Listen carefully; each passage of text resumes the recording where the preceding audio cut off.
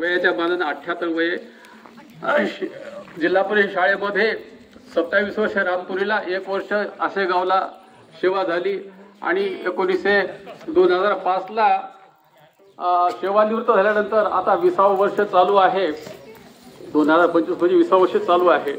19 वर्ष 5-6 महिने झालेले आहेत आणि माझा छंद आहे रिकाम्या वेळामध्ये काय करावं, वेळ जात नाही, करमत नाही, विरंगुळा म्हणून मी छंद जोपासला। पूर्वीपासून माझा जवळजवळ 40 वर्षापासून नाणे संग्रहाचा छंद आहे।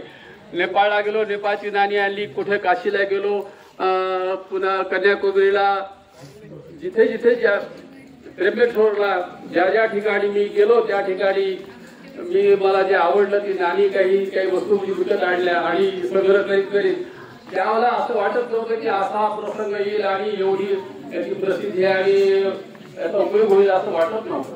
तर छंद म्हणून जोपासला आणि छंदाचं ज्या असं रूपांतर झालं कार्यक्रमामध्ये आणि आमंत्रण यायला लागले आणि याच्यावर आनंद आहे मला। आणि का ज्ञानदान आहे, ज्ञानदानासारखा आनंद कुठल्याही याच्यात नाही।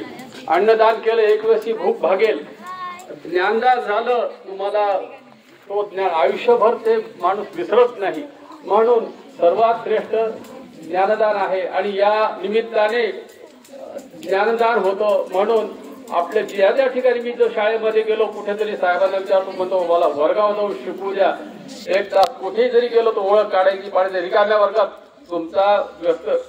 तुमच्या शाळेला व्यत्यय न येता, कुठल्याही प्रकारचं डिस्टर्ब न होता, अडथळा न येता रिकाम्या वर्गावर जाऊन शिकवायचं। हे आता प्रदर्शन योगायोगानं आपल्या संदर्भामध्ये प्रदर्शन आलेलं आहे आणि चित्रकला